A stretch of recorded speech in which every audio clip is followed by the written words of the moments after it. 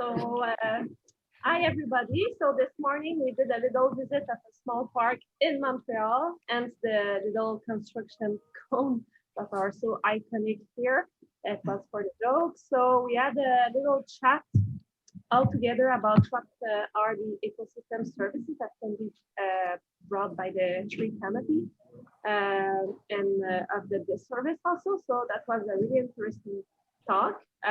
Peter mentioned most of them earlier, but yeah, so e-Thailand reduction, mental health benefits, things like that. So that was really interesting. And the rest of the day, the morning, we spent it in, inside with some talks with some other people.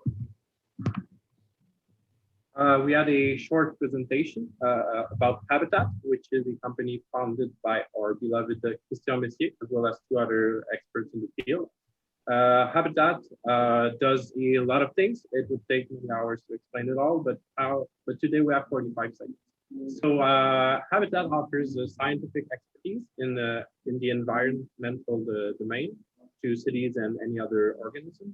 They do outside of urban areas. They do services evaluation, scenario development, and conservation strategies. But for what we're interested in today, Habitat does counseling for urban forest management. And in urban forestry, they do a lot of things, but particularly they calculate different indicators, and they offer different solutions to help you guide your forest toward a more resilient forest. So here are three examples of things they can look at, which is canopy cover, functional diversity, and ecosystem services. But of course, there is much further than this. Yeah.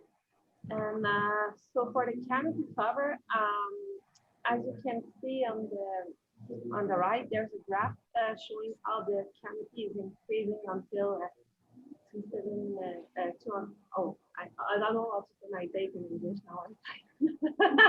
2019. Yeah, 2017, and then there's a decrease, principally due to the emerald ash borer and also the building development.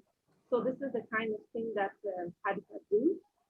Interestingly, canopy here around Montreal is defined by all the leaves that are 3 meters and up.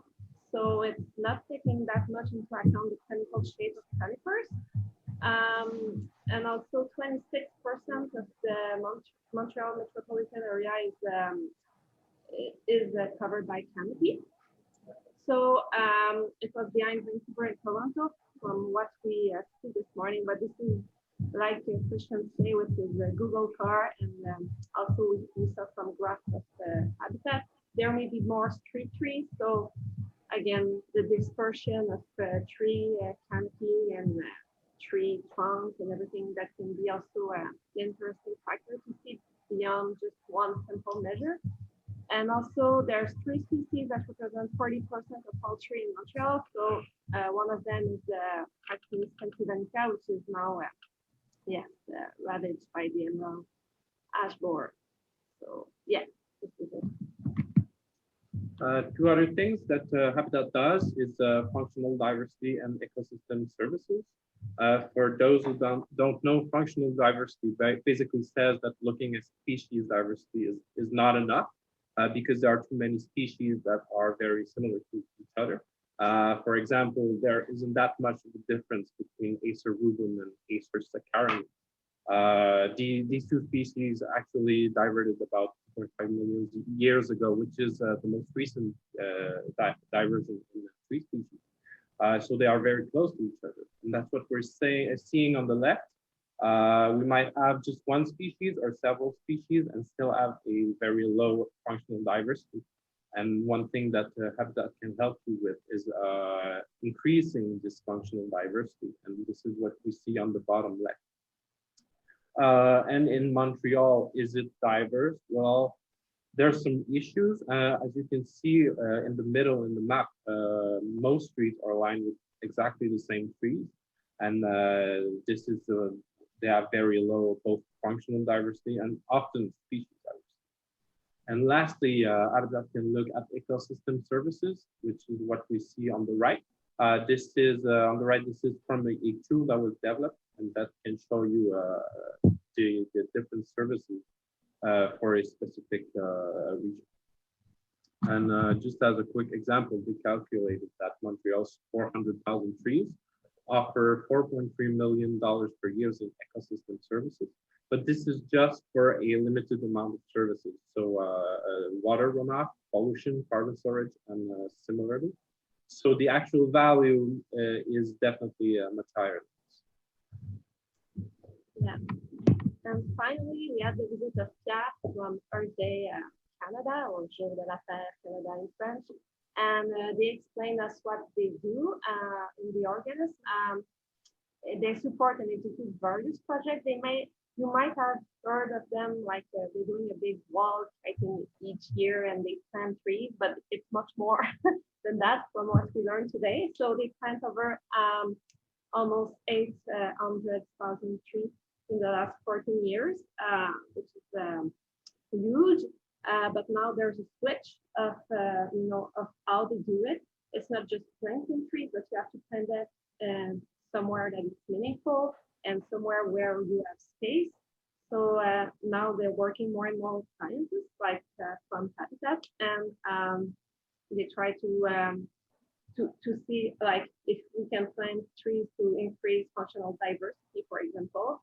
And in urban environment, like in Montreal, there's a lot now new players in the field that plant trees. So they're trying to go out of Montreal, particularly in the crop lands that are not used to for agriculture anymore, mostly because of the topography. So now they're going to plant trees there, big plantation, because yeah, so you need space to plant a lot of trees, especially for how can I say it? Like there's the REM, which here is like a new train that is constructed now.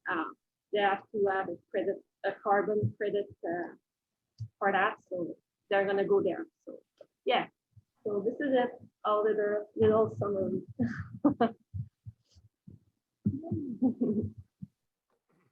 Thanks a lot, Laura and Julien. Do we have any questions from anyone from elsewhere than Montreal? Or comments? Professors are welcome to ask questions as well.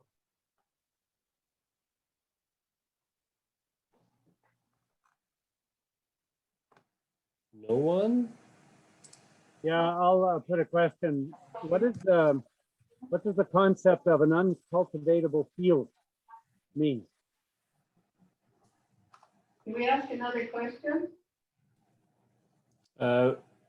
Peter asked one. Did people from Montreal understand, Peter? Yeah, so basically what is meant by this is fields in a very high slope. So they are not cultivated. They were typically used for pastures, for beasts, for the farm animals. So they have been abandoned in favor of housing animals inside large buildings. So these are just abandoned fields. Okay. Did you have a question, Sandy? Yeah, we had a question at this end, if you can hear. It wasn't necessarily about the presentation, but it was kind of came up as in our search here about how Montreal manages. That's why I said it. Well, we were discussing the sort of, so in I think Toronto has different, Toronto I think is possibly in a unique position where we were discussing this extremely large file that exists from the city of Toronto, and so there's actually somewhat an overabundance of data, which creates sort of large data problems for urban forests. And one of the reasons why that is, I'm having a really hard time understanding you. okay. Yeah, me too. I'm sorry, François, we don't understand. Yeah. Maybe we can mute that, and I can speak online. Okay. Can you Yeah, mute it. I'll mute it.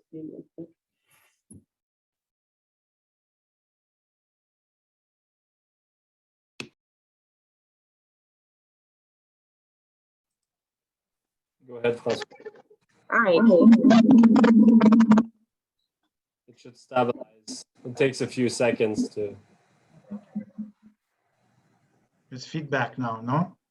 Yeah, it's just for a few seconds and then it stops. Go ahead, Françoise. Sorry? Okay. All right, hopefully this works. So a question came up earlier. We were having issues with big data in the sense that in Toronto, we were running into the problem where we almost have too much data about urban forests. The files are really large. And one reason why that is because the city of Toronto has sort of taken on this role in a really big way of standardizing inventories and doing them at scale. And another big source of data is the Toronto and Region Conservation Authority, which operates at the watershed scale and has also sort of in a very standardized way documented a lot of sort of dimensions about the urban forest. And Cindy turned to me and asked, well, like Cindy was surprised that this was not the case, that urban forests were managed at the watershed scale anywhere other than Ontario, basically. And so we were kind of reaching, and I was not sure exactly what the situation was in Montreal. And so I was curious how that scale was represented in terms of sort of organizing body and data collection in Montreal. So I apologize if that has nothing to do with what you guys actually talked about in your presentation. So it's actually very different. It's mostly organized at the neighborhood level. It's the neighborhoods who do the most work on the city street. So the different neighborhoods each have their own plan, and some of them are much more advanced than others. The city of Montreal also has a bit of an oversight and does some planting, but it's much more on the neighborhood level. So it's kind of how would I say it? It's a bit mix and match. Different approaches end up with different results and performance. But if I could add, Françoise, I'm curious about Toronto, but we've been asking Montreal to have data on trees in parks, and they don't want to give it to us. Really? For analysis or any kind of research, and I have never known exactly why. It seems that they are hesitant to share this kind of information, and I don't know why. It's not the case in Toronto, I suppose?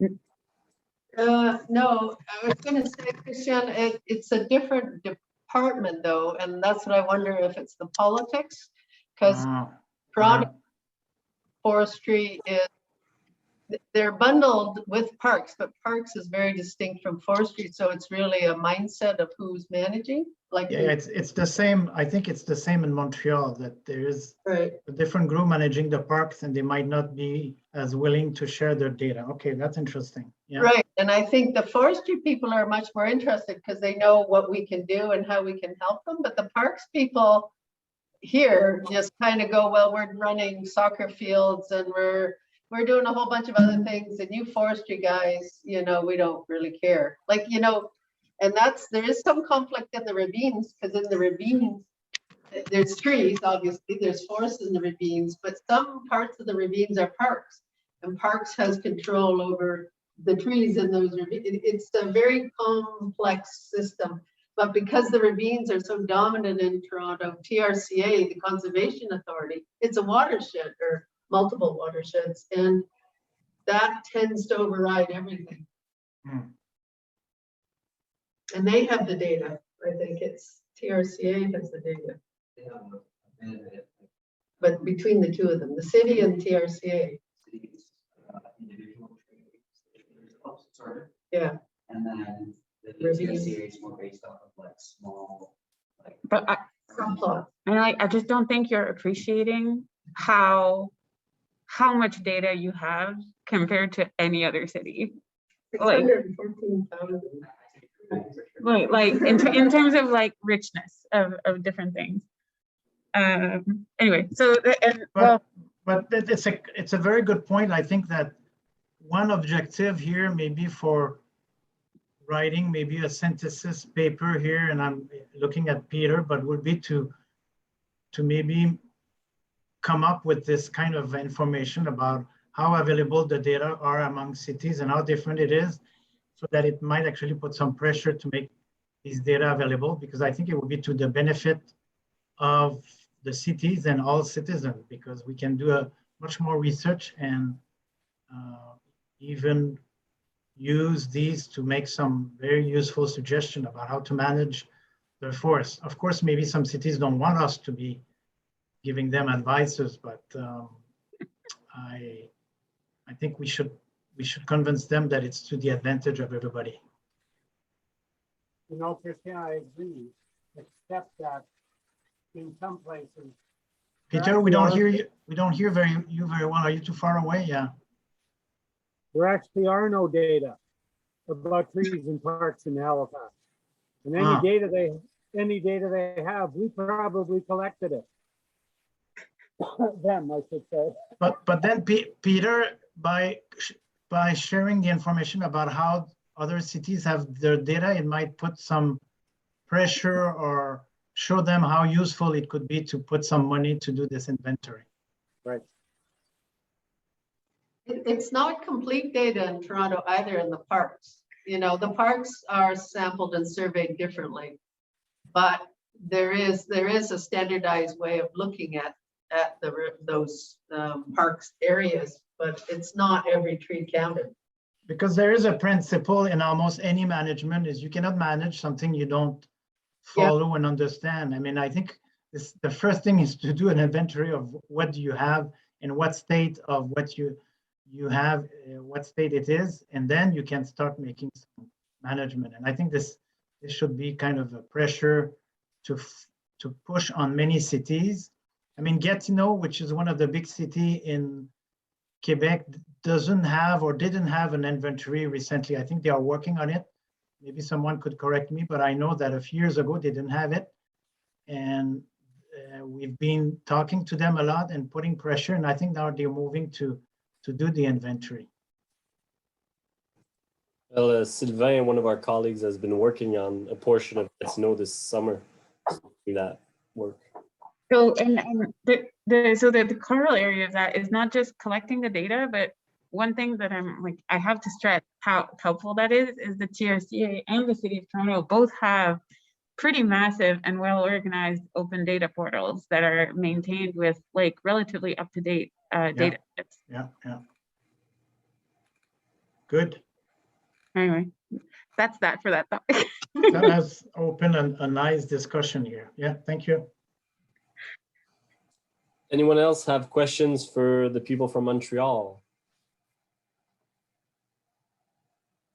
If not, I suggest we move either UBC or Toronto. I don't know, have the UBC students have a joint presentation, Caitlin and Joanna? Yeah, so I am covering Vancouver, and Johanna was just going to kind of like showcase her town in Germany, if that's okay. Okay, yeah. Yeah, and then we're doing it in kind of like a merge thing. So we have it all on one slide or one set of slides. Perfect. The floor is yours, Caitlin and Joanna. Okay, cool. I'll share my screen.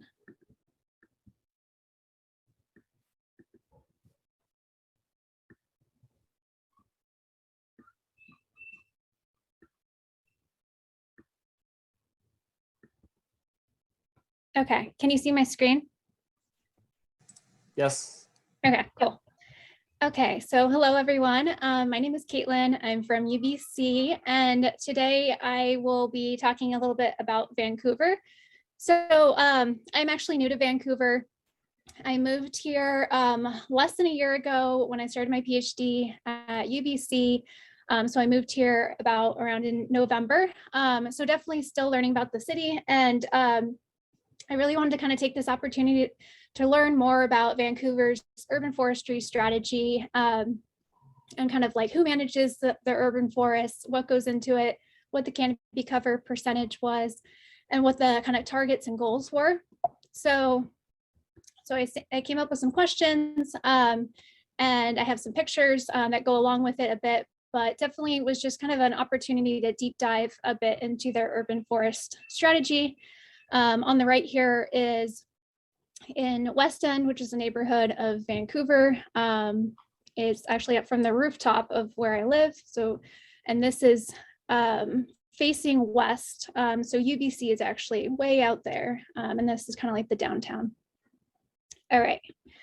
So first I wanted to look into who manages the urban forest. So a lot of this information I'm getting is from their urban forest strategy. It was a 2018 update. And according to this strategy, it's a 60-page document. It does a really good job of kind of outlining some of the things I was interested in. And so according to that, the City of Vancouver and the Vancouver Park Board, they really work together to protect, manage, and enhance the urban forest. And then there's a couple different actors who also help out. So the city's planning, urban design, and sustainability and engineering departments, they help to regulate the trees on private lands and the city's street network. The Vancouver Park Board then manages and maintains the trees that are in the parks and all the publicly owned lands, such as the street trees. And then landowners, developers, and design professionals, they help to protect trees on private property and also help to grow the urban forest through planting. And then we have the park stewards and volunteers who help to assist in forest management. And then another thing I really wanted to highlight, which I thought was nice, was in the urban forest strategy, Vancouver, the city and the park board, they say that Vancouver's urban forest is an essential part of Vancouver's character and identity as a green city at the foot of the mountains and the edge of the sea. And they define the urban forest as all the trees within the city, the native forest in Stanley Park and the other large parks, the ornamental park trees, the fruit trees and community gardens and orchards, the street trees, the trees on school grounds, and the trees on private property. So really like holistic view of the urban forest.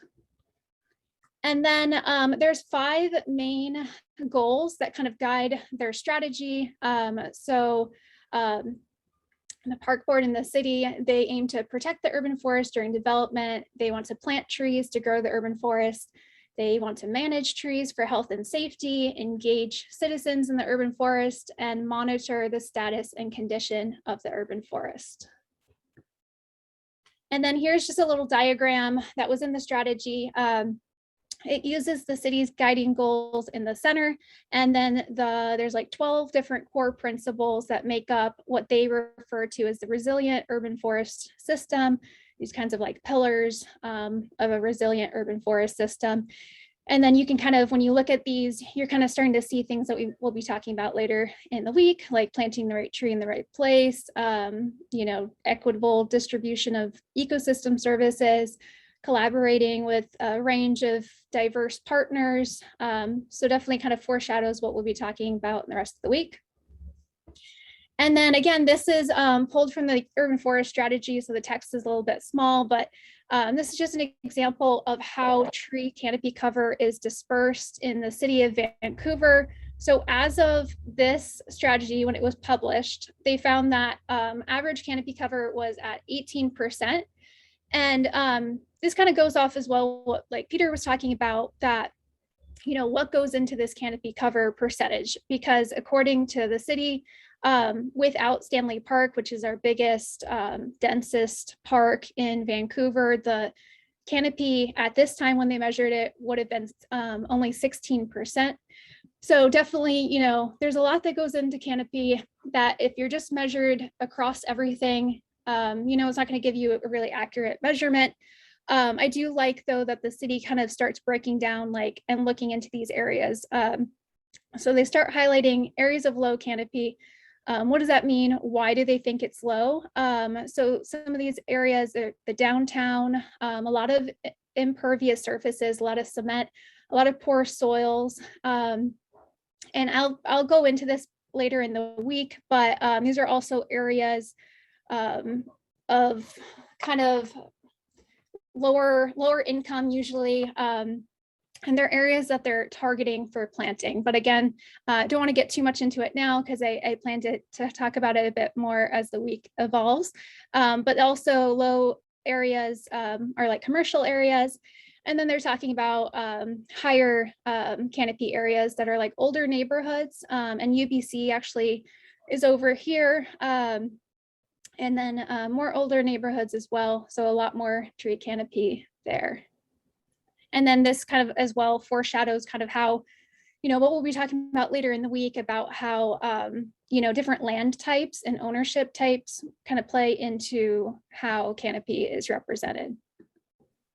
And then I have a few different maps that I'll just breeze through quick, but just different ways that the city is using canopy cover percentage and kind of what that means on a larger scale. So here we have relative surface temperature on a summer day, which, this kind of information is really critical, especially, this past summer, we had 3 heat waves in Vancouver were affected by a lot of the wildfires. So surface temperature is really something that's critical to our understanding of canopy cover and important to kind of get across to like city council and just like various stakeholders and governance surrounding trees. And then of course, as we know as urban foresters, you can see if you switch between the two, you have low canopy, and these are like the hottest areas in the city. And then quickly, I added these during the break because I was thinking about what Peter was saying about different ways of measuring the canopy. So these are just pulled again from the strategy from Vancouver's urban forest strategy, but they kind of start thinking about, what is the diversity of species and genera, and, finding that it's mostly maple and cherry.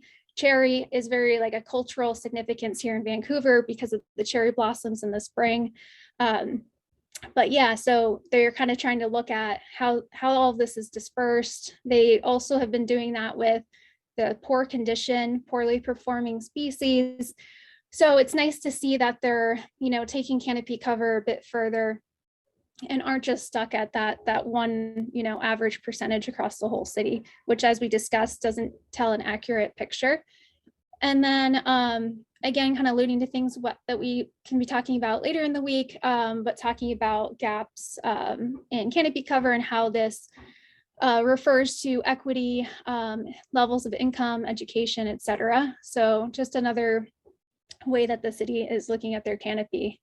And then I wanted to also look at the different targets that Vancouver has had, goals that they had. So part of this old update for the 2018, throughout the past 10 years, they were looking to plant 150,000 trees between 2010 and 2020.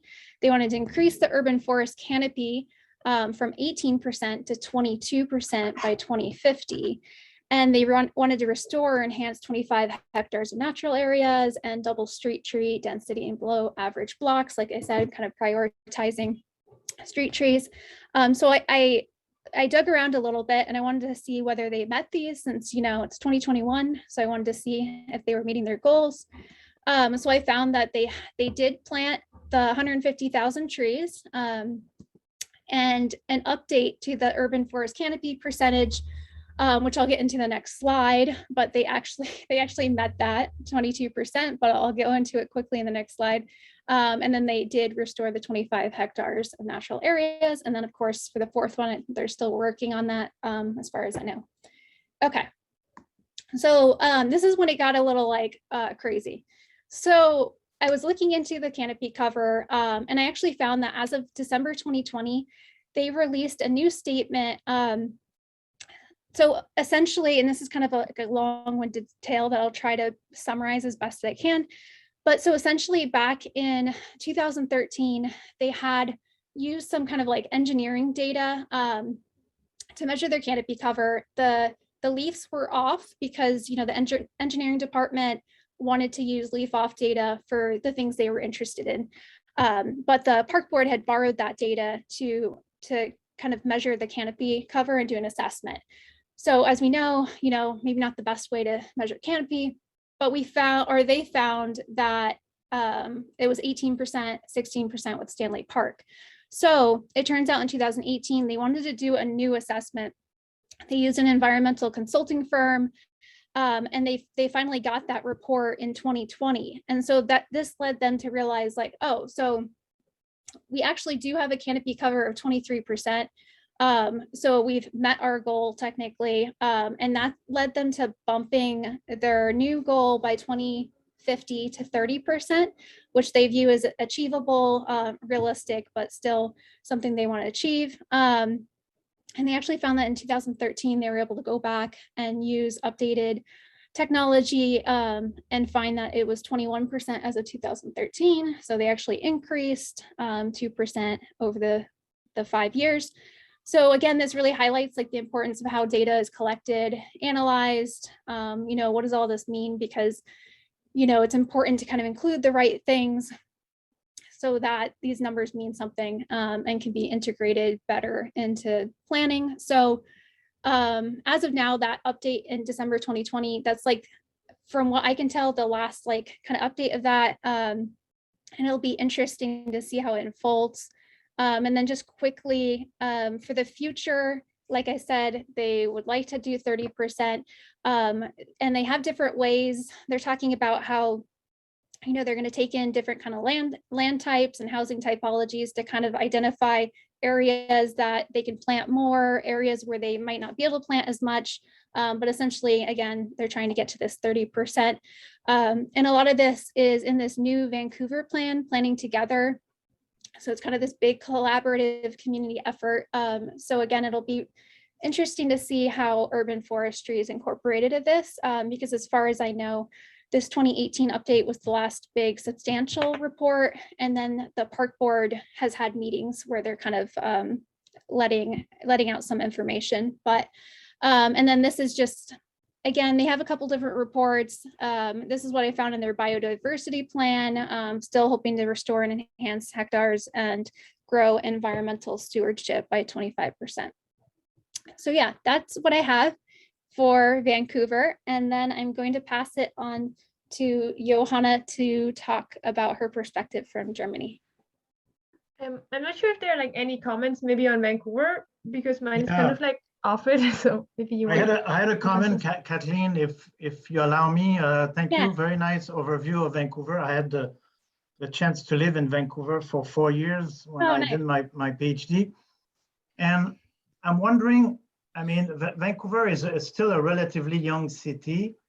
And I remember when I was there was a lot of, in many areas, fairly relatively young trees still growing quite vigorously.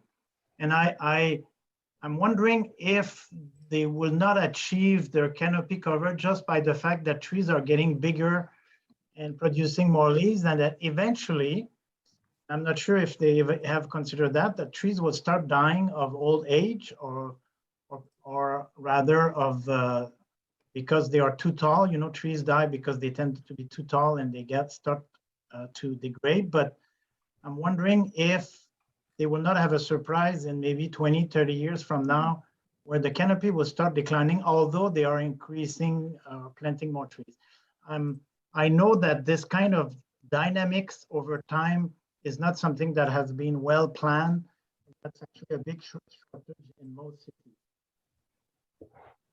Yeah, like I said, I am very new to investigating all of this. It looks like based off of that one map, for example, they're kind of starting to think about like which trees are in poor condition, which are just performing not as well, like species wise. But again, like we don't know a lot what's going to happen, especially with climate change. The weather's changing here, especially like we had a drought. It actually rained recently, past couple of weeks, but before that it was like 2 months of drought. So, what does this mean for new plantings, for older trees and existing species? It's kind of hard to tell for sure. But yeah, I'm definitely looking forward to, like, a part of my PhD. I'm hoping to talk to, different stakeholders and different actors in Vancouver, whether it be in, the governance side, in the park board, in the city, or just the citizens and the NGOs. So definitely interested in kind of seeing what everyone's plans are and perspectives. So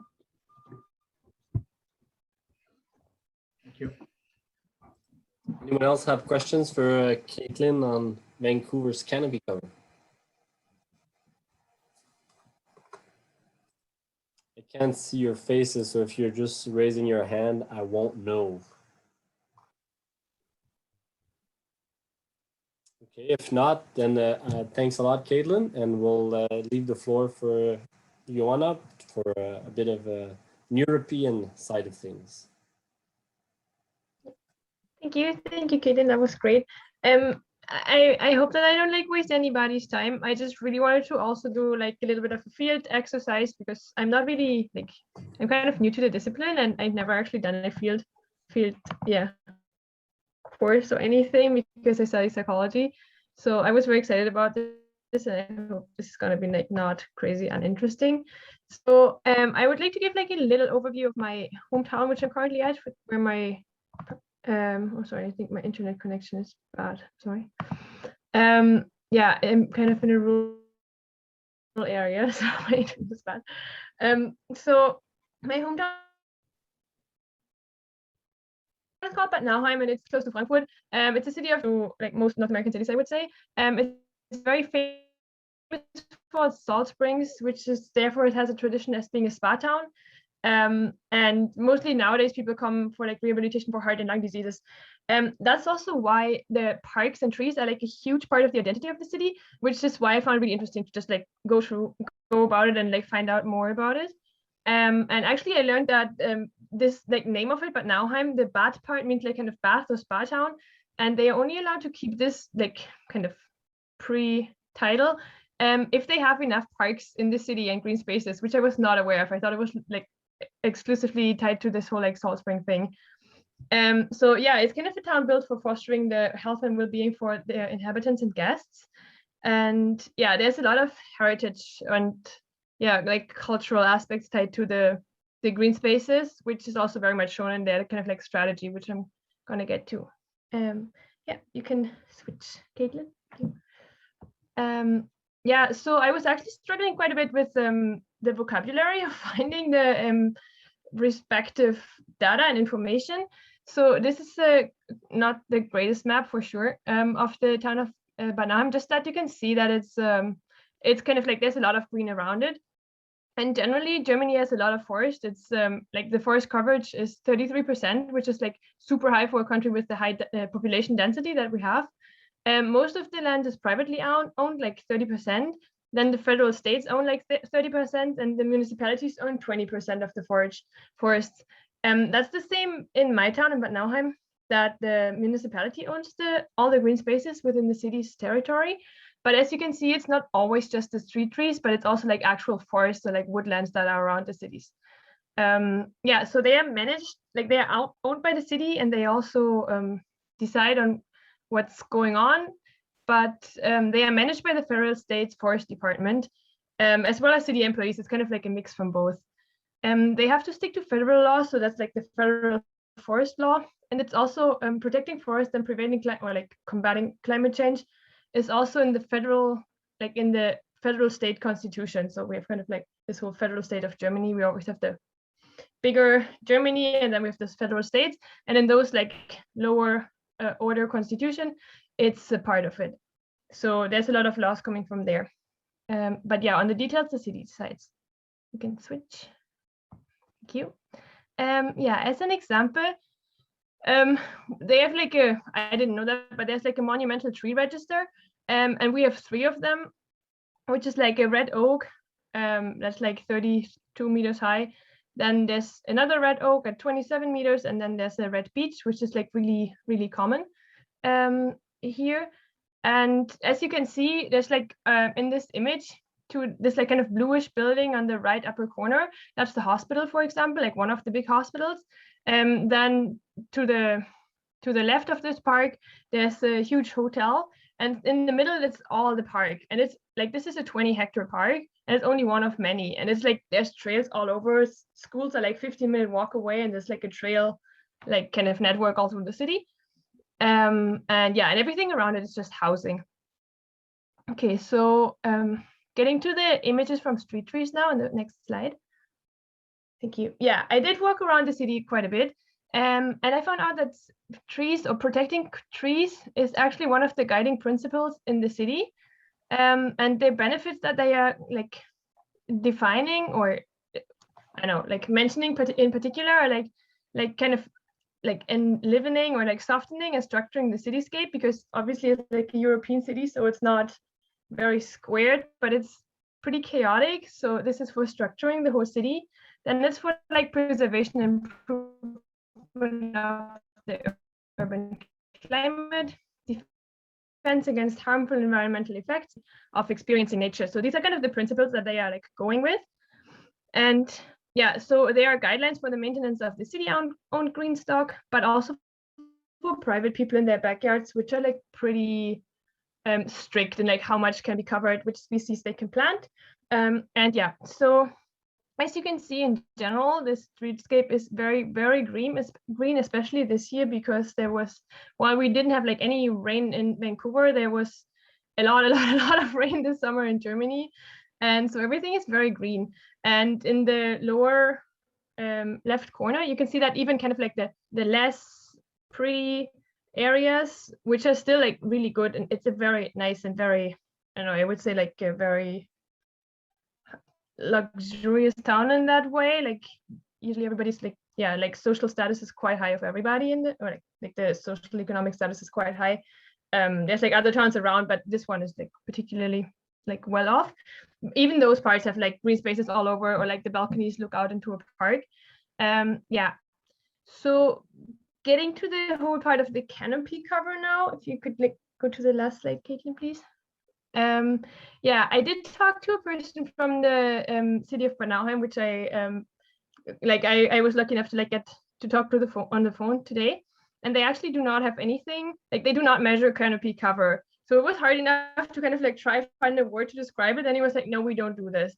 So what they are doing is they have like a tree control book, which they like literally have like every tree in it, and they apparently also like they measure the like crown circumference, but they do not measure this like looking at how much area is covered by canopy. That's not that much of like an important comparative marker apparently, and which I also think is because it's a really, really small town.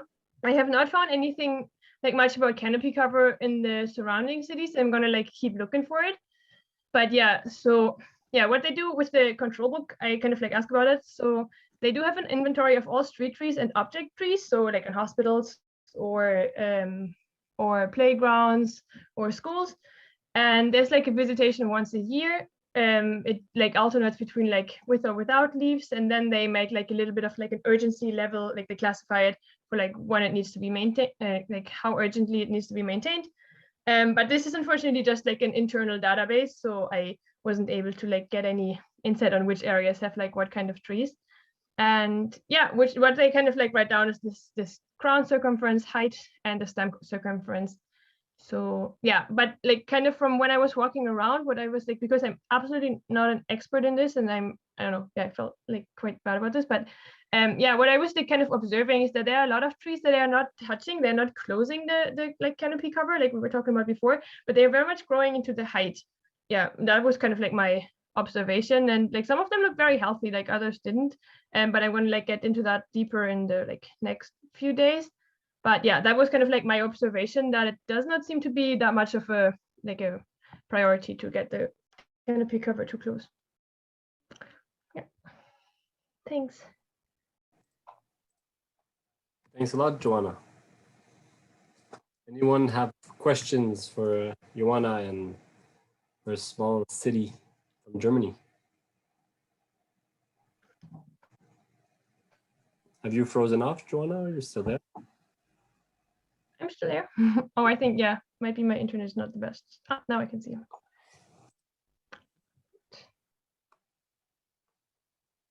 Anyone?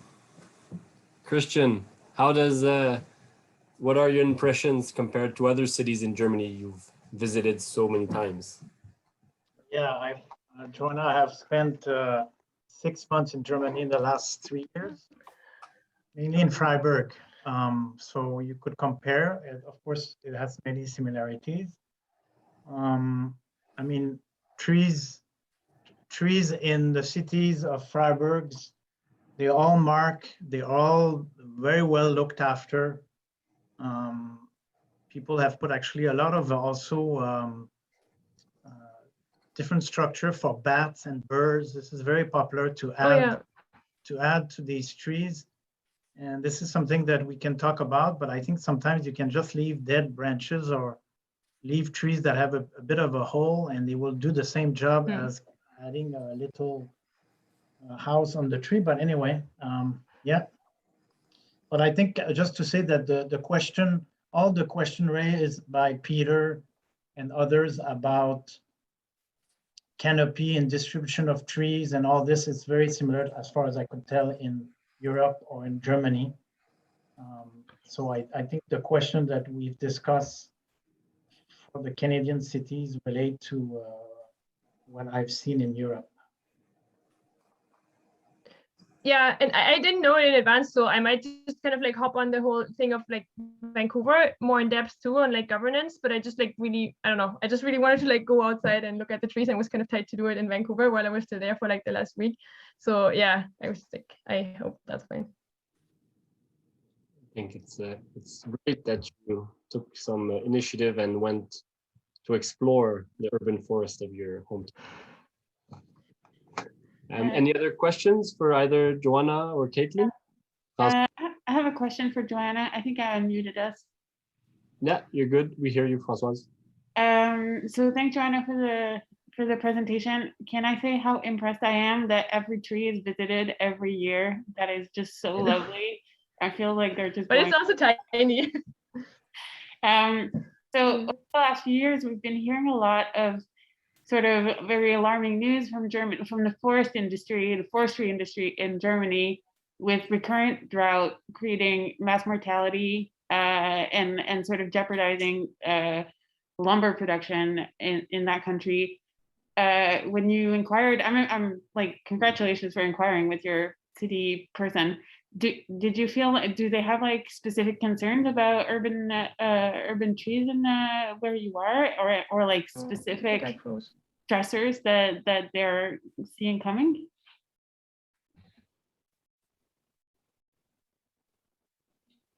Oops. Yeah, so thanks for the question. That's great. There is for sure like a big problem in the forest. Am I frozen? Oh. No, we hear you. Sorry, I just switched off my camera because my internet seems to be really bad. The question, there's like a huge concern about the droughts, and there's like a birch beetle that they had like this year. They had actually so many trees in the forest, which was really dramatic. And there's, I don't know, I've been like going to the same forest for years, and it's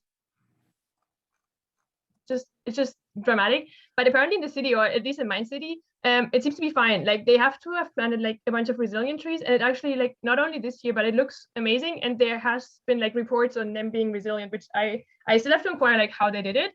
But yeah, I think there's like just a huge focus on like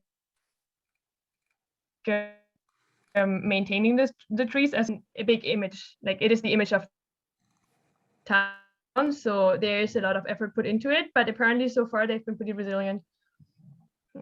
Well, just to add, in Freiburg, there was a lot of signs of trees suffering from drought. They were not dead, but they had actually dead branches, and they've been suffering in the last few years. Will they recover? That's the big question. But I think the drought that we've seen occurring in the forest in Germany and in Central Europe is also affecting the trees in the city, of course.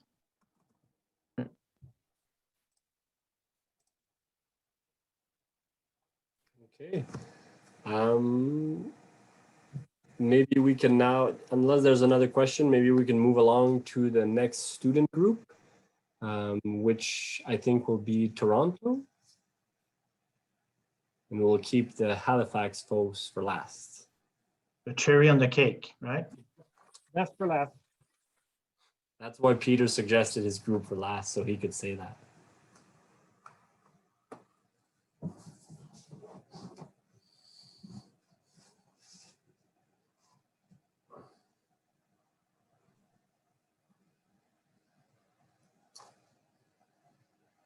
We have the visual, but no audio from Toronto. I know. So I don't know where Kit or Josh is. We agreed via email while all this is going on that they would do the audio and I would provide the visual. So explaining that. Yeah, great. I can start. Hi, everyone. I'm Kit. So today, for the summer school, we started it off with 2 lectures about Canopy, which I'll get into a little bit. But basically, we did a walking tour through the University of Toronto campus, and basically just went through. We can talk about this a little bit first. So in one of the first lectures we had by Daniela, it's called Neighborhoods, but they basically went in and did an inventory on the entire campus. So as you can see on the map that Francois has brought up. So it's very cool. You can go in on each individual tree and you can see sorted by the quantity of species that we have. They took DBH, whether they're invasive or native species. And then they also went through and kind of had like a multi-method checklist to look at the health of trees. So example, if there were limbs missing, etc. So on campus, the majority of the trees we have are Norway maple, and then I believe it was followed by, I can't see on the map right there. Let me see. Yeah, it was Norway maple, red oak, honey locust, blue beech. So yeah, so that was the first lecture we did, and we mainly talked about that. It was very interesting. And then if you wanted to pull up some photos. And then Josh and I can just go around and chat a little bit about the walking tour we did before I get into some, do a deep dive into more of the information and some of the stats. I'm sorry, Kit. I was getting some directions from Minilec for how to like operate the table on the Neighborhoods website, and I got confused. Anyway. No worries. All right, that was the first one of the ones that we got. Take it away, Kit. I can start if you want. So we just we took like a little bit of a tour around campus with Sandy, and she just showed us some things. So this picture here is it's a picture of a Norway maple that we took. Clearly the roots are incredibly girdled. There's actually a bunch of them on campus like this. Just obviously like they were planted like this, and their roots were never pruned before they were transplanted onto campus. So this is just something that kind of ties into the lecture that we did about, you know, girdling roots is just one way to assess tree health with the Neighborhoods program that Danielle put together. Yeah, I don't have much else to add to that. Also, same tree as before, and we don't have any photos of it, I believe, but if anyone has been to the U of T St. George campus, we have 2 kind of forests, a little mini forest right outside of the building. There's a Carolinian forest, and then there's also a boreal forest. So we did a tour of that. And as many of you know, the forestry faculty is now folded in with Daniels. So there's been a little bit of changes in the maintenance. It used to be maintained more by faculty members, and now it's maintained more by groundskeepers, I believe is what Sandy had said. So they were looking a little sadder than normal, but they're still very, very nice forests. And U of T uses them in a lot of their first and second year forestry courses and for tree ID. All right, are we ready? Yeah, I think you move to the next one. Yeah. We can discuss the giant hole. Yeah, so I'm actually going to drop a link into the chat. So this picture that you see here is construction that's going on in King's College Circle, and the link I put in the chat is it's as close to the angle we took the pictures I can find. So this is what King's College Circle kind of used to look like, that link that I sent you. And now they're building a parking garage underneath it, and they're going to basically put a lawn over top, but the lawn needs to be removable every 20 years. That way they can maintenance the parking garage, which it kind of essentially means that they can't plant trees on top of King's College Circle unless they're willing to remove them within the 20-year span. So they likely never will. And if you see from the image I sent, King's College Circle was never really forested over as much as I think it could have been, but we did lose a lot of trees. I think Sandy mentioned today that her and Daniela, they talked the faculty down to about 60 trees that they're cutting down for construction here. And yeah, we've got a bunch of pictures of this giant pit. Oh, sorry, you can't see the link. Oh my God, sorry. It's sending it to just one person. Just me. Sorry, there we go. That, yeah. All right, so now it should be there for everyone. Yeah, so it was never really fully like treed over either way, but we did they did convince them to cut down less. I can't remember the exact number at the beginning. It was like over 100 trees they were going to cut down for this construction, and now they've kind of talked them down to 60 or so. But I'm sure that'll kind of increase as it goes on, which is just a little bit unfortunate for our campus. I don't know if there's anything you want to add to that, Kit. Yeah, I don't know if you can see the trees on the very, very far end over there. Yeah. Yeah, right there. So a few of those done, Sandy was also saying, so some of those over there are oaks, and her and Daniela were trying to convince the university basically not to take some of the other larger ones down, because that was where the entrance to the parking garage was going to be, and it wouldn't be too difficult of a thing to move them. But yeah, they did end up cutting some of them down, and they are going to be planting more trees like on top of the ginormous grassy field. But as Josh was saying, it's to cut trees. Yeah. To cut trees for cars, to me, is a crime. It's a slightly weird thing to because they're digging it up, regrassing it, and then replanting trees. But like, the key is that they're putting trees back, but they need to be able to take the top off once in a while. Yeah. Inside, which is crazy.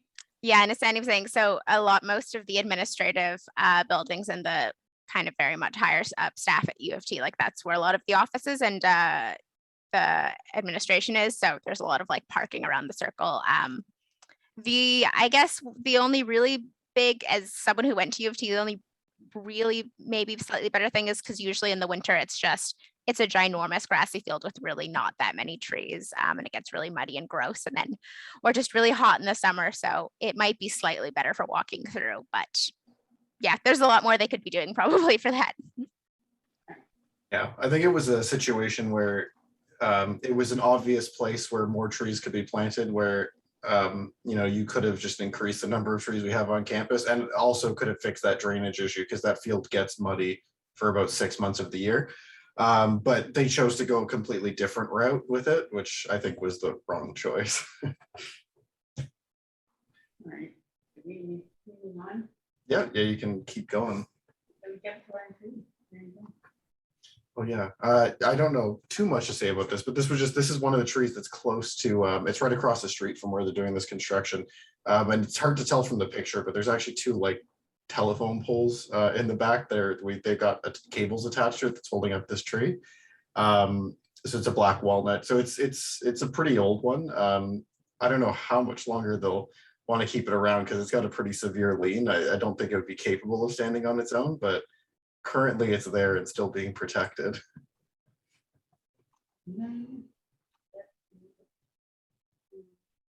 Yeah, and then I don't know if you want to you can kind of just periodically scroll through, because I think all these pictures were of this quad here.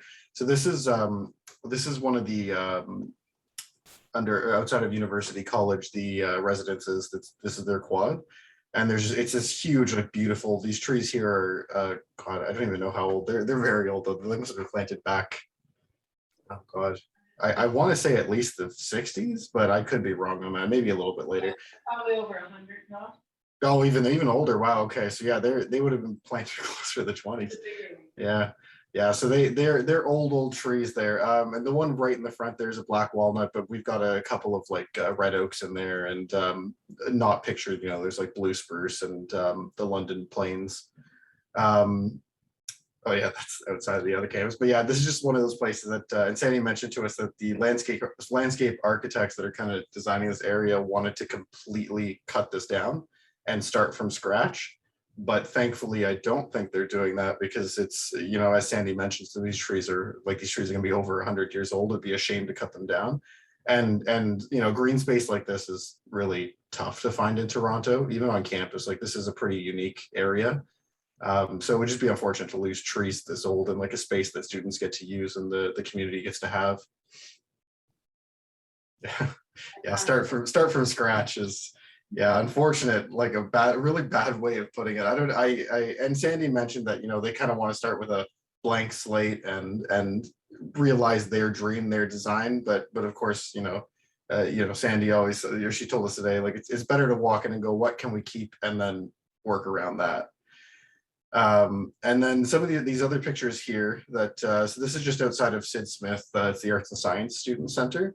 This is just an example of really like bad, I would say really bad planning on the university's part, where it's primarily concrete and they threw trees in the worst ways possible. Like the trees have like almost no soil and they're completely surrounded by hard surface. Those trees are planted higher up as well, like the ones on the stairs. It's just a little bit of and they don't have that much room to grow either.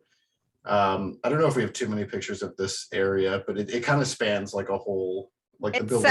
It's kind of the main, I want to say this is on St. George, but this is kind of the main through street that goes through the campus. So there's a bunch of food trucks and the libraries on the other end. And the photos we were showing you before are pretty close by. So yeah, this is a pretty frequently used street by most students. And they do have some seating and some shade, but not a ton. But yeah, they do get used and stuff, but there could definitely be some improvements to some of their planning and design choices.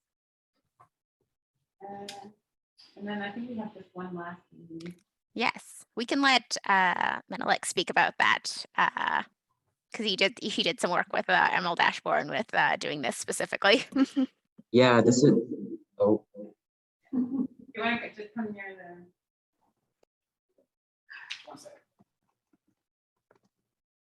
Yeah, so this is an example of an Emerald Ash Borer sticky trap. They're hung up all over the city of Toronto by a company called BioForest, who I had the privilege of working with last summer for that short period between my master's and my PhD. They're scattered across to essentially survey the population of Emerald Ash Borer following trees and treatments on all of the various street ash trees that are all over the city. So the remaining ash trees, like full-grown ash trees that are on the cityscape, are being treated to essentially keep them alive from Emerald Ash Borer. And so this is one of the examples of those insect population surveys that I've been told are being taken down, and Emerald Ash Borer is being counted right now.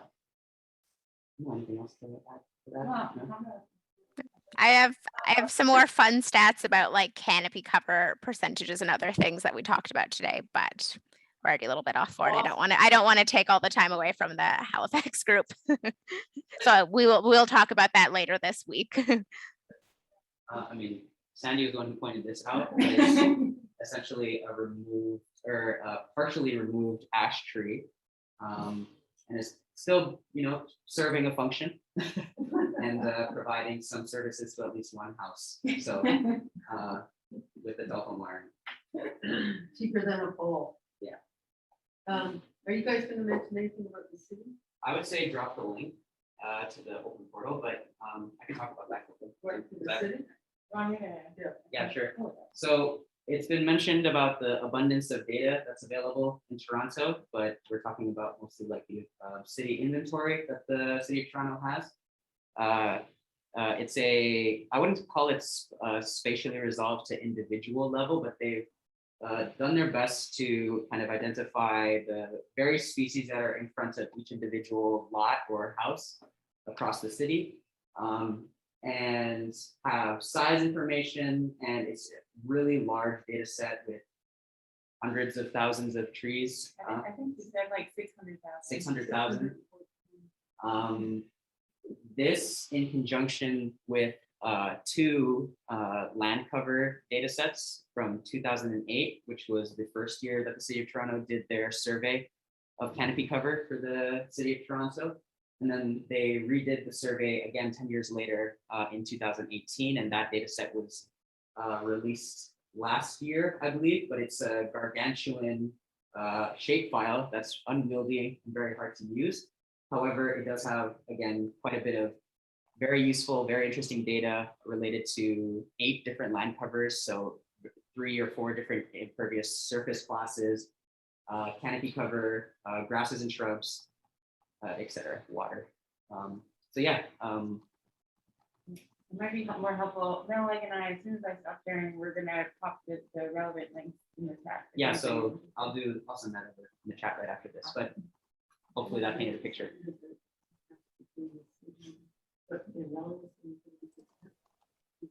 Oh, that was interesting.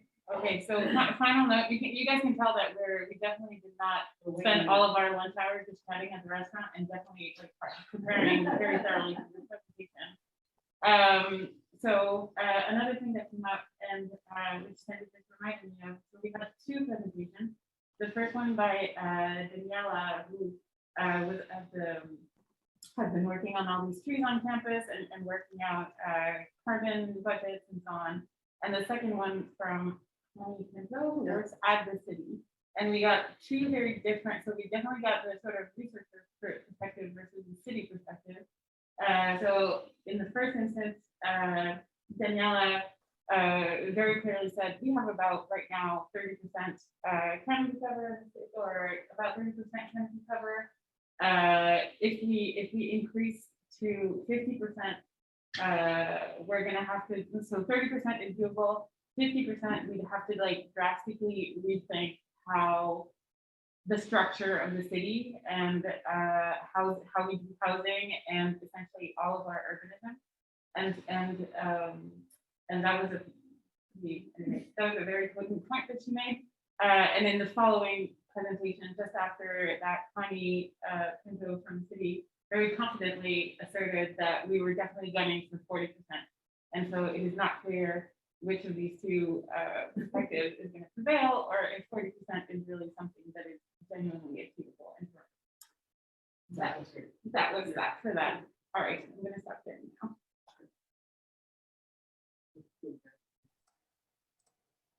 Great, thank you very much for you from Toronto. Do we have any questions for the students from Toronto from elsewhere in Canada or around the world?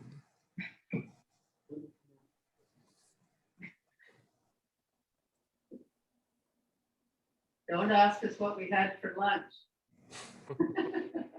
It was very good. We had good conversation.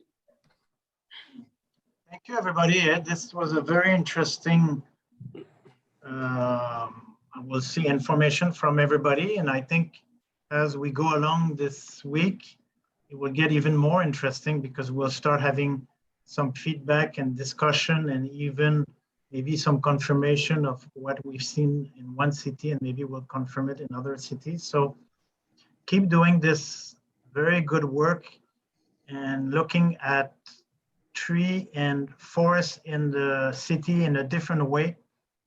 I think this is very valuable.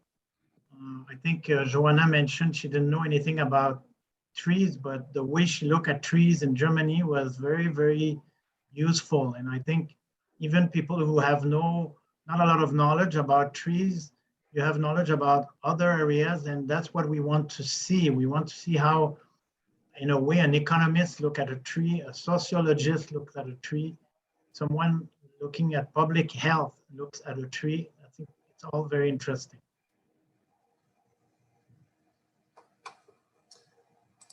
Okay, so if there's no other questions for the folks in Toronto, we can head back east to the Maritimes and send it back to Peter's group. Oh, Matt, you have a question? Go ahead. No, I just wanted to make one comment going down again to the tree scale about your standing dead stem, because I think that's actually interesting, and we've been pushing in the industry for a while to preserve some standing dead stems, and they really have a biological service. Yeah. But from a tree management point of view, they also help to amortize the cost of managing over a long period of time. Just for some general ideas, the cost to remove the rest of that stem is probably similar to the cost to remove the entire crown. So if you're trying to amortize costs over a period of time, leaving that stem, letting it provide some services, and then looking at dealing with it down the road also helps out from either homeowner budgeting or even city budgeting. So kudos to whoever decided to leave it for the wires or for the habitat. Thanks, Matt. Anyone else? Peter, are you still with us? Oh, of course. Aha. So I will leave the floor to your folks from Halifax. Yeah. Is the screen shared here? But we don't see you, Peter, eh? Because they're Oh, drinking beer. Maybe, already. yeah, I think they are starting to drink beer and they are hiding. Yeah. All right, can you see this all right? There you go. We see the PowerPoint. But we don't see the beer. Yeah, not yet. Okay, so this is a presentation that myself and Hannah prepared during lunch. It's kind of just going through everything we discussed today with Peter throughout our day. We started our day in the public gardens in Halifax and then wandered down some residential streets, checked out a park and the Halifax Commons. So yeah, we'll just run through everything that we pondered over. Some of our learnings of our perusing of HR. Yeah. So one of the first things that Peter asked us this morning was how do you define canopy? As we were sitting in the public gardens, and I think we all were maybe still a bit tired, but we started to come up with a lot of different characteristics of canopy and what canopy covered meant to Halifax and sort of the broader definition. But mainly it was, we've conceptualized or defined it as having some kind of overhead foliage. Sweet. And then, yeah, as Hannah said, after that, we kind of went into characterizing canopy cover and all the ways that we either look at it quantitatively or qualitatively. And the first one that came to mind was size. And this could be the height or the leaf area index per tree, which would then relate to the density of the canopy. And the next thing we talked a lot about was the form of each tree. So how either the horizontal or vertical spreading of the tree would influence canopy cover. And we also talked about sort of relating canopy cover to built infrastructure and how if we want to have sometimes a raised canopy in order to facilitate walking underneath trees or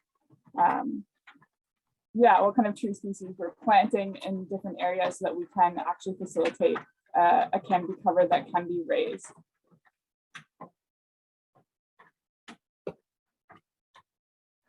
And then we went into some species considerations of the trees that are making up the canopy and what the composition would look like with different trees and different diversity.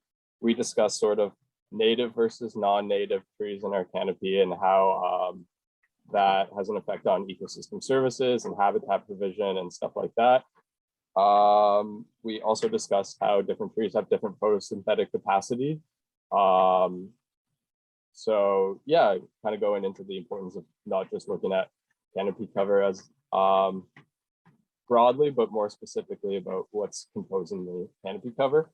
And yeah, other considerations were biodiversity and drought tolerance and all those things. I think especially looking toward a changing climate, species consideration is getting to be more and more important. And as Halifax's climate is changing, what sort of species are we looking to plant to increase our canopy cover?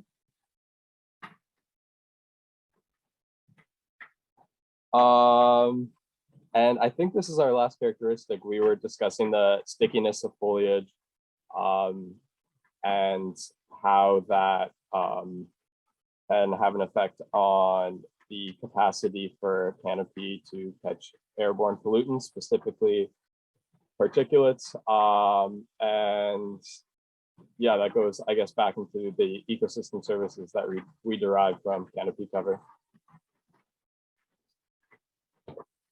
And then when we're talking about measuring canopy cover, we talked about things that Peter has already mentioned, but line transects, analyzing photos and densiometers, and HRM doesn't have as many fancy graphs as Vancouver, so I think you're all looking at those in awe earlier. Yeah, and most of these photos are from today, but you'll see the one on the left is actually from a wooded park in HRM when we were conducting studies on the hemlock populations in Halifax. So another key thing that we talked about today was management considerations of canopy covers and aligning maybe perspectives of research, but also the urban forest management in HRM. So we just talked about a lot about having enough resources, essentially to balance planting more trees, but then also the general pruning and upkeep of trees, and maybe what's more important to actually increase our canopy cover and make sure that it's thriving and we're not just putting trees in the ground and forgetting about them on a yearly basis. And the picture on the left is actually just outside Peter's house. We all got to see a pruning take place this summer on his Norway maple. What? Oh, sorry. American elm. His American elm. My mistake. And yeah, something else we discussed was sort of balancing canopy cover and built infrastructure. Obviously, there's a lot of subtractions from the canopy as a result of being in these dense cities, like I'm sure we'll discuss on Wednesday. But we saw sort of along some residential streets, evidence of infrastructure that wasn't necessarily cohesive with creating a successful canopy. The overhead wires on the left are an example of that, of just how non-successful a tree would be under there. Yeah, just sort of on the other side of the street though, how there isn't any of there's no wires on the other street, and how important it is to sort of to plant on those sides of the street, so we do have one side that's helping increase the canopy cover. So when we were walking around the city, we also talked a lot about naturalization opportunities for canopy cover and how we have these underutilized areas that are either just grass, but have been trying to go back to, or more trees are trying to be planted in these areas, and some of the successes and sort of challenges that the city is foreseeing happening when there's more trees being planted, and just how important some of these areas are to increase our canopy cover as well. And then we're finishing up here soon. We were thinking about ways to foster good canopy cover and some considerations there.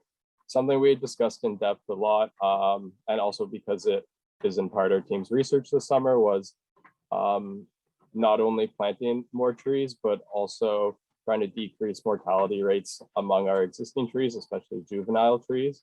So maintenance practices and monitoring that goes into that, and the ways in which that we can achieve sort of ideal amount of carbon sequestration and carbon balance from lowering our mortality rates and ensuring that trees get to a size where they're contributing to the canopy.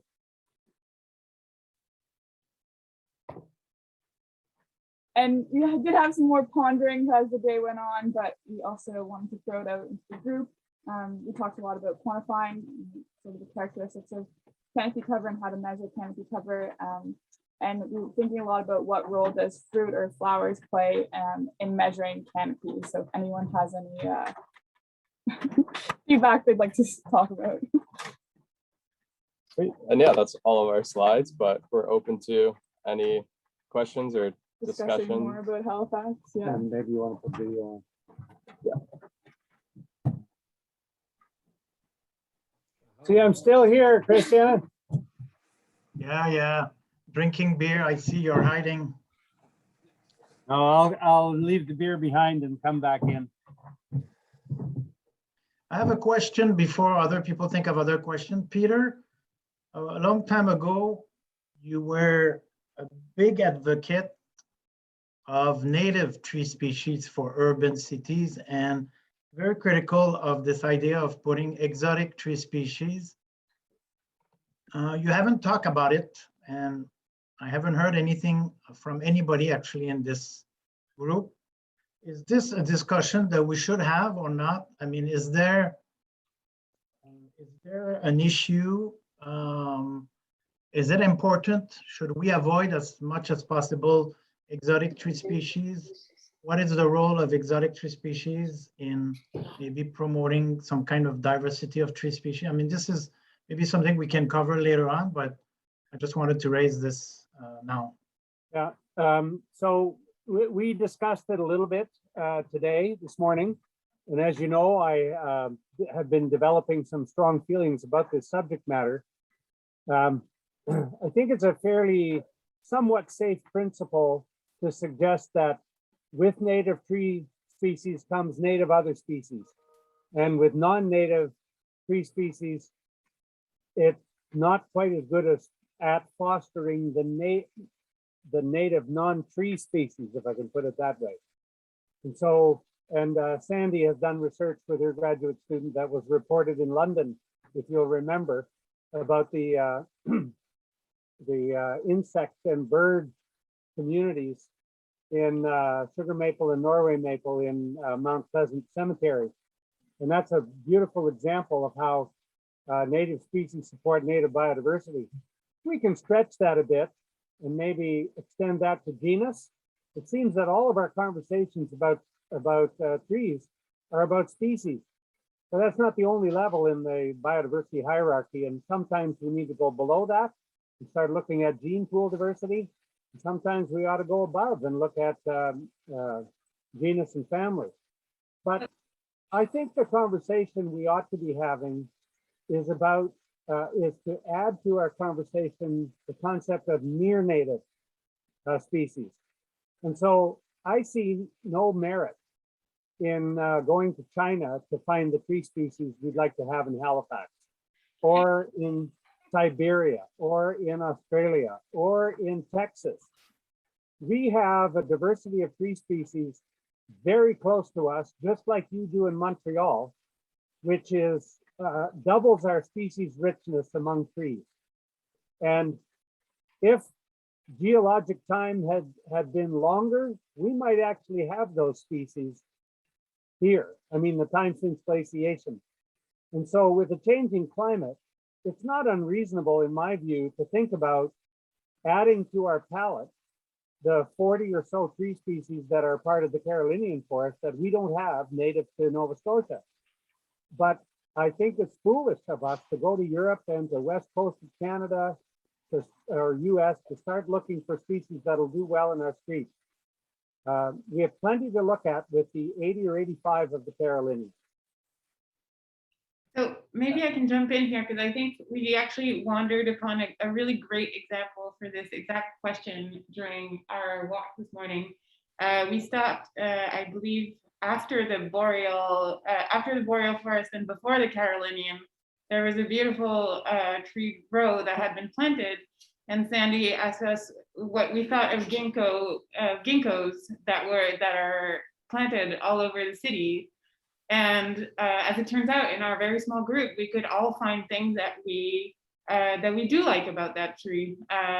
And it might not be it might not be a great tree in terms of wildlife or insects, but in a diverse city like Toronto, it actually holds significant cultural value for large swaths of the population here, and so it doesn't have no value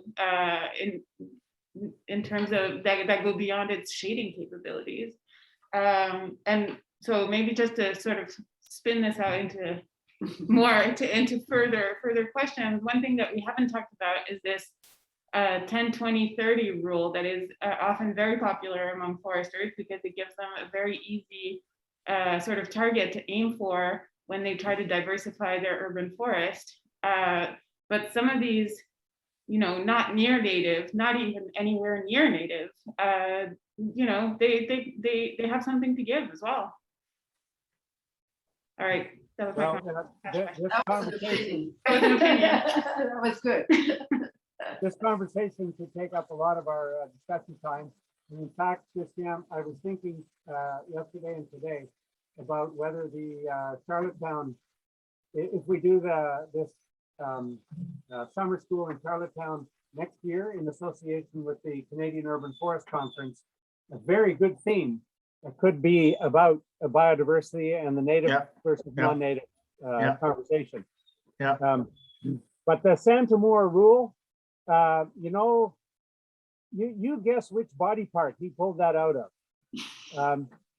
There's nothing sacred about Santa Moore's rule. He just invented it on the fly because he wanted some numbers, and every number ends with a 0. How come? It's just very rough figuring. So I wouldn't get too excited about Santa Moore's rule. I'm not pushing any No. kind of agenda here. No, that's a good point, Peter. And I mean, I agree. I mean, but it's back. It's like canopy cover. It's one of these simple terms that people throw around a lot. And I don't know. I don't know if it's. I haven't heard foresters actually use it. I've heard landscape architects use it a lot to justify why they're putting their plantings the way they are. I think just to add to this, and maybe it's something I'd like to see next year at Charlottetown, almost all of us, maybe not Montreal, but the conifer component. I see that really missing in Canada, and I'm surprised, and I think we should take a stand on that. If we're talking about diversity and functional and whatever level you want to go to, some of those trees, when I was in Winnipeg, what struck me is the age of the spruce there. Like they seem to handle, if any tree can handle the Winnipeg winter. They seem really well. And we so underestimate them. I've just heard again the city of Toronto say, well, no, we don't plant conifers. And you just go, like, you got to get over that. This is just, and I think that's our role. Partly. And if maybe we could do like planting guidelines or something in Charlottetown, or what do the experts say? That's us, right? Yeah, so I can understand the hesitation that urban foresters have had to put conifers in the streets. Their roots are shallower. They would definitely need pruning to bring the crown up. But maybe the coniferous side of our urban forest could be pushed on the private lands, like my backyard, and so or in parks. Yeah, absolutely. So you take our Point Pleasant Park; it's loaded with white pine, hemlock. All of our 10, not all 10, but we have 10 coniferous species native to Nova Scotia, and I've got a hemlock and a white pine here in my backyard because I want those represented. That's a very good point, Sandy. Yeah, and I think going forward, I mean, again, climate change, maybe there'll be less conifer, like if we're really thinking about going forward. And I don't know if nobody took a picture. I stopped at this blue spruce that's probably 70 years old on the corner of one of our big intersections, Spadina there. That tree, and so I would put out, and I'd be happy to argue this, is that those shallow roots made it perfect. It's surviving really well there. It's in this little sidewalks all around it in a new building. And that tree is doing fine because it's getting a lot from the air. Like the roots aren't that important for it. So I guess, if these trees can grow on bog and peat and in areas, I just think we really should be pushing that a bit more, both in Canada. But as I say, even with climate change, conifers, we saw some white pine there that was growing really well in a really constrained, you wouldn't think a beautiful white pine would grow downtown Toronto in concrete, but some of it can. So I just think we too simply underestimate them. So let's do that. I'm sensitive to the suggestion that ginkgo has a cultural connection to some people in the cityscape, but I'm pretty sure that cultural sensitivity is not why we have 40% of our urban canopy made up of Norway maple. Yeah. And so there's a big issue that we didn't have to fall burden to. And so I'm not anti non-native, just very careful non-native. I agree with you, Peter, that I always say that we have enough species in the northeast of the northeast part of America to cover most of our needs in the future. I just wanted to make this point, and I want to add something that bothers me and bothers my colleague Alain Paquette is when we look at the Centamore rules and compare it to our functional group approach, actually, it worked quite well in many cases, not in all cases, but it actually, if people had followed the rule quite well and just going a bit of a random, it will have actually diversified a lot of the tree neighborhood parks. Not in all cases. There was a few cases or it didn't work, and we just published a paper that we talk a bit about it because one of the reviewers refused to accept our paper if we didn't talk more about the Centamore rule. So we had to do a bit of work on this. And maybe just another point I wanted to raise was that we haven't really talked about the genetic diversity of trees we plant in the cities. My understanding is a lot of those trees that we buy from the big growers, they come from a very narrow genetic pool. And so what we've done is we have spread a very narrow genetic pool of trees all across our cities that may have make them more vulnerable to drought, disease, etc. So I think we should make a much better job of promoting provenance diversity, genetic diversity, and so we can increase the resilience of our urban forests in the future also. Yeah, that sounds kind of like a concluding note. And here we are in Halifax. It's getting late, eh? Yeah. And, yeah, it's past beer time. And my students are sitting shivering because they're feeling cold. It's raining here. Maybe you can hear the rain on the canopy up above us. And so I think it's time that we maybe wrap this up and let everybody go to their respective other obligations or pastimes. Benoit and Christian and Sandy, do you agree? Yeah. Totally. Totally.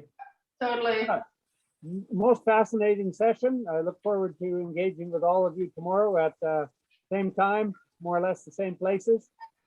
And we'll, I guess we'll have our conversation mainly about, for all those people who want more and better canopy, how do we get it? That's the discussion.